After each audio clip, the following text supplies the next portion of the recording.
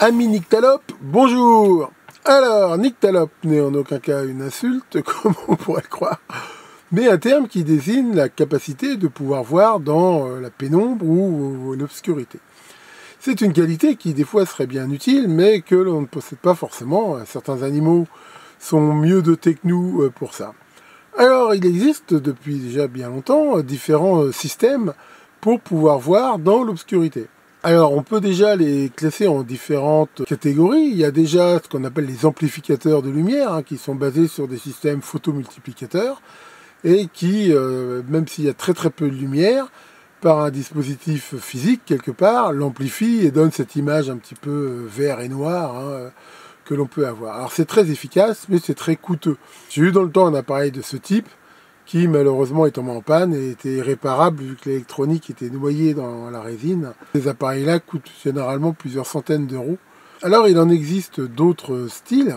Il existe maintenant des caméras par exemple qui sont capables de fonctionner avec aussi des niveaux de luminosité très faibles, comme par exemple les derniers Reolink que je vous ai montré il n'y a pas longtemps, qui simplement avec la lumière de la Lune par exemple arrivent à avoir de très bons rendus. Sinon, bon, après, il y a tout ce qui est infrarouge et tout ça, mais je veux dire, ça donne pas réellement une image réelle. Mais on trouve maintenant aussi des systèmes qui sont aussi basés sur des capteurs de type caméra, mais qui nécessitent ce qu'on appelle un éclairage infrarouge, et qui, avec cet éclairage qui éventuellement n'est pas très puissant, mais vraiment de la bonne longueur d'onde, vont permettre éventuellement aussi de voir la nuit. Bon, faut pas rêver, généralement, tous ces systèmes-là ne donnent pas vraiment des visions en couleur, dans la mesure où l'éclairage, je veux dire, n'a pas une longueur d'onde qui permettrait déjà de voir les couleurs, mais en même temps, on sait quand même plus faire des capteurs sensibles, je veux dire, à la luminosité qu'à la couleur, avec des faibles niveaux. Il y a quelques temps, j'ai reçu plusieurs demandes de personnes qui me disent, comme j'avais testé du matériel FNIRSI, qu'est-ce que je pensais d'un système justement qui permettait éventuellement de voir la nuit. Alors, je me suis dit, bon, c'est pas tellement vraiment dans mon domaine, mais j'en ai discuté avec mon épouse et elle m'a dit que vraiment ça serait un plus pour elle, dans certains cas, quand elle va voir ses animaux la nuit, de pouvoir avoir ce système de vision.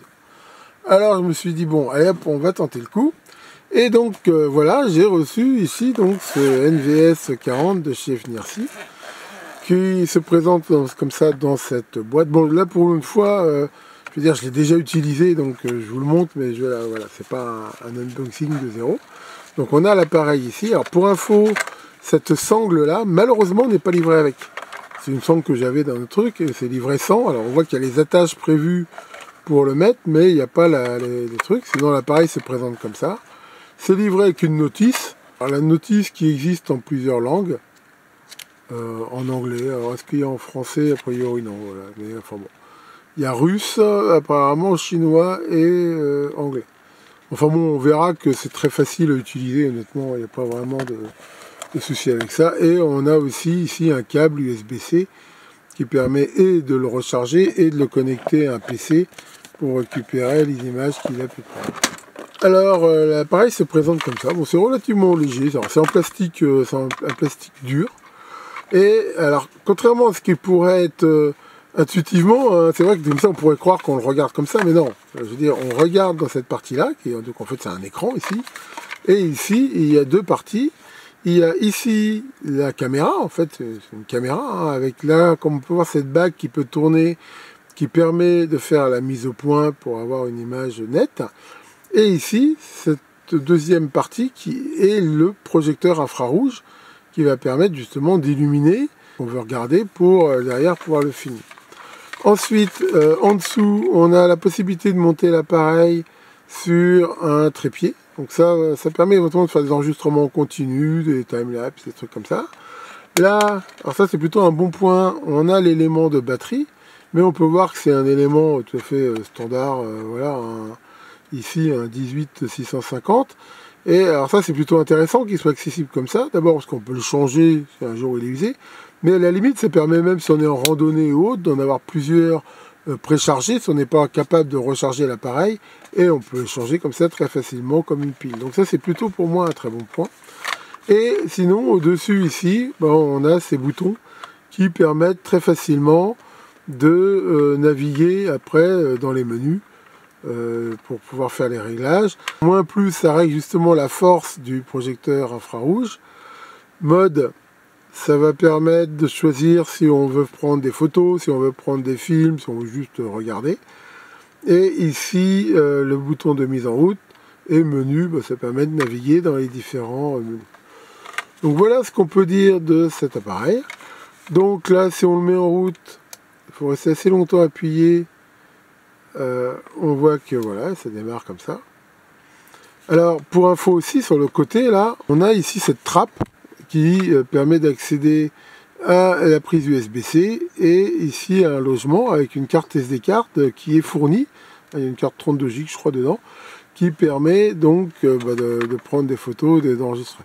Donc voilà ici comment ça se présente. Bon là ça filme, je veux dire, là ça filme bêtement le truc bleu du fond, hein. Alors, il y a différentes indications, on a la date, l'heure, et donc on peut ici naviguer, comme on peut le voir, dans les différents menus. Bon, on va pas tous les faire, hein, mais voilà, en gros ça permet de choisir par exemple la résolution. Et on peut voir que la résolution maximum est assez importante, hein, c'est 4K, 3840 par 2160, mais après ça peut baisser, sachant que plus on va baisser la résolution, plus on aura d'autonomie, parce que c'est-à-dire les vidéos prennent moins de place. Voilà pour ça.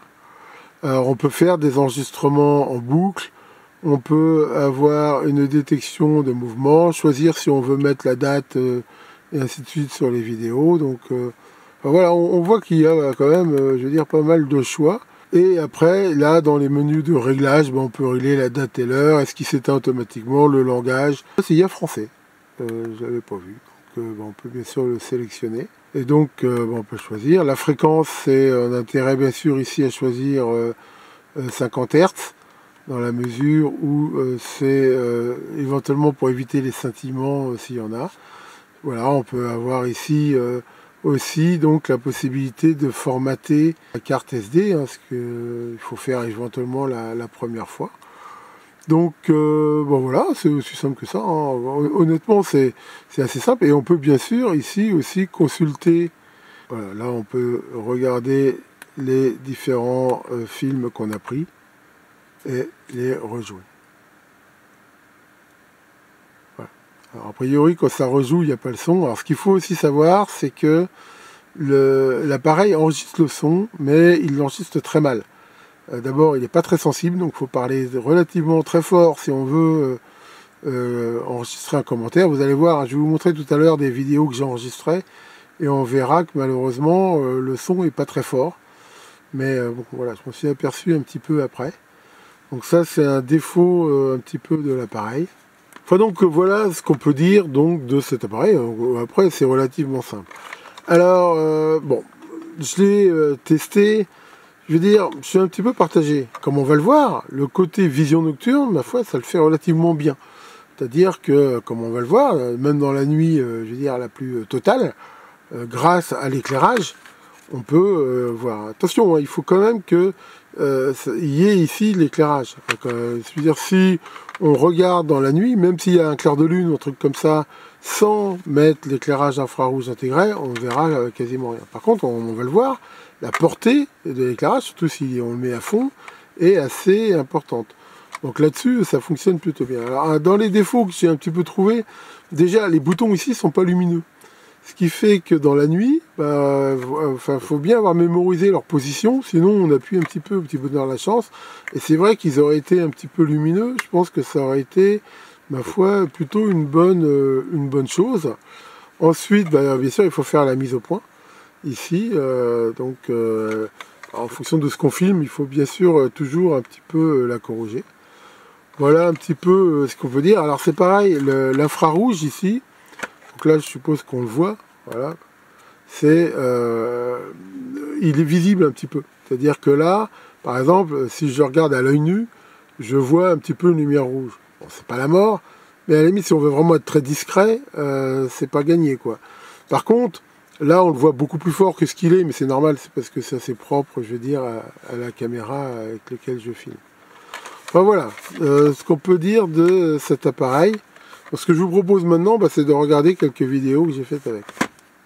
Bien, alors si on l'utilise de jour, bah voilà, on peut voir que finalement c'est un bête caméscope, hein, quelque part, voilà. Alors ça grossit un petit peu, mais pas tant que ça, je veux dire. Enfin, le but c'est pas vraiment d'en faire une jumelle. Enfin, voilà, ça vous donne ici une idée de la résolution. Alors bien sûr, il faut faire la mise au point. Alors, quand il fait jour, l'écran n'est pas très lumineux. Donc en fait là, c'est pas facile de faire la mise au point correctement parce que on ne se rend pas bien compte ici de ce que ça donne. Voilà, par exemple, un châle, là, je vous présente Ronronnette, un marron. Oh bah oui, je me fais des roulades. Voilà, ça donne une idée de ce que ça donne en mode jour. Enfin bon, c'est pas vraiment l'intérêt de cet appareil. Bien, voilà. Donc là, il est 3h18, hein, il fait complètement nuit, il n'y a pas de lune. Et je suis dehors, on n'y voit quasiment rien. Donc là, si je filme sans mettre la projection infrarouge, on voit quasiment rien. Et là, bien sûr, comme on peut le voir, ça change absolument tout. Ou là, comme on peut voir, si je fais la mise au point, j'ai une image, parfois, qui est là tout à fait exploitable. Comme ça. Donc là, je suis au niveau minimum de l'infrarouge. Donc là, si je le monte, là, il suffit d'appuyer sur le bouton. Enfin, là, je suis au niveau max de ce qu'on peut avoir au niveau infrarouge. Et là, pour le coup, on peut voir qu'on a une portée qui, ma foi, est relativement intéressante. Pour info, là, je filme ce camion. Et le camion, il est, je dirais, au moins à 100 ou 200 mètres de là où je suis. Et on peut voir que ça filme plutôt bien. Et après, bien sûr, il faut faire la mise au point. Et voilà, là, on peut voir que c'est vraiment très bon. Et là, on peut voir le cheval à côté. Voilà. Je dis, qu'est-ce qui vient m'emmerder à cette heure-là, lui. Voilà, donc là, c'est infrarouge à fond. Et là, ben, on a vraiment une vision nocturne, parce qu'à l'œil nu, vraiment, on voit absolument rien. Et là, voilà, si je baisse l'infrarouge, voilà. Là, je suis au minimum. On voit qu'on voit quand même, mais quand même beaucoup moins fort. Alors après, on peut bien sûr régler ça comme on veut. Alors j'entends un chat qui miaule. Tiens, ben, voilà.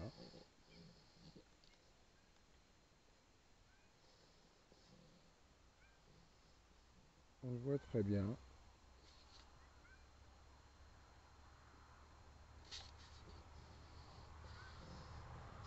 Donc on peut dire que question vision nocturne avec infrarouge, ça le fait ma foi plutôt bien, comme on peut le voir ici. Voilà, donc là par exemple, là je suis en intérieur, hein, je suis dans ma chambre. On peut voir que là on voit absolument rien, d'ailleurs à l'œil nu on voit quasiment rien. Alors j'ai encore un tout petit peu d'éclairage, par exemple j'ai mon horloge ici, qui elle, bien sûr est visible, mais voilà, sinon là je vois absolument rien. Par contre si je mets l'éclairage infrarouge au minimum, là tout de suite on peut voir que on voit très bien. Il n'y a pas de souci par rapport à ça. On peut même voir mon R2DD qui sort du mur. Voilà. Voilà pour la présentation de ce NVS 40 de chez FNIRSI, qui, ma foi, me fait quand même pas une mauvaise impression, à la mesure où le rapport qualité-prix est excellent.